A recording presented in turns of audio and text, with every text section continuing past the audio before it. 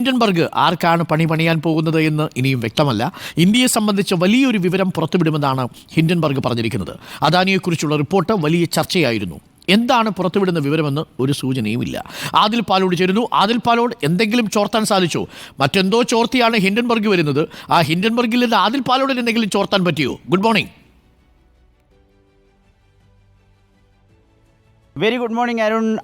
വളരെ കോളിളക്കമുണ്ടാക്കിയ ഒരു റിപ്പോർട്ടാണ് കഴിഞ്ഞ 2023 ജനുവരി മാസം 2023 ജനുവരിയിൽ ഹിൻഡൻബർഗ് പുറത്തുവിട്ടത്. അദാനി ഗ്രൂപ്പ് വലിയ തട്ടിപ്പാണ് നടത്തുന്നത്, ആളുകൾ കേട്ട് ഞെട്ടിത്തെരിച്ചു എന്നുള്ളതാണ് ആ സമയത്തെ അനുഭവം. അതിന് സമാനമായ എന്തെങ്കിലും ഉണ്ടോ എന്നുള്ളതാണ് ഇപ്പോൾ ആ ഒരു സസ്പെൻസായി മാറുന്നത്. ചെറിയൊരു വാർത്തയായിരിക്കില്ല എന്ന കാര്യം ഉറപ്പുമാണ്.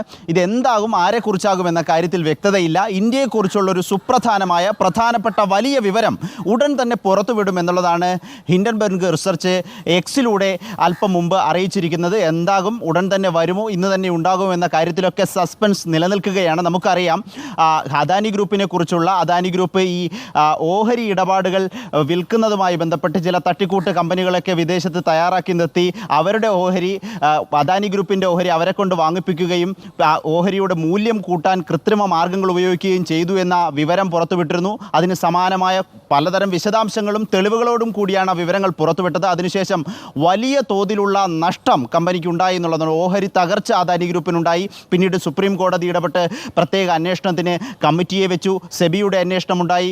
പലതരത്തിലുള്ള അന്വേഷണങ്ങളും വിവാദങ്ങളും മാസങ്ങളോളം നീണ്ടുനിന്ന കോളിളക്കത്തിനും ശേഷമാണ് അത് പതുക്കെ ഒന്ന് അവസാനിച്ചത് എന്ന് പറയേണ്ടി വരും. പിന്നാലെ ഇപ്പോൾ ഹിൻഡൻബർഗ് പുതിയൊരു വിവരം കൂടി, അതും വലിയ സുപ്രധാനമായ ഇന്ത്യയെക്കുറിച്ചുള്ള വിവരം കൂടി പുറത്തുവിടുമെന്ന് ഇപ്പോൾ എക്സിലൂടെ അറിയിച്ചിരിക്കുകയാണ്. അത് എന്ത് എന്നുള്ള ചോദ്യത്തിന് മുന്നിൽ കുഴങ്ങി നിൽക്കുകയാണ് ആകെ ഇന്ത്യക്കാർ എന്ന് പറയാം.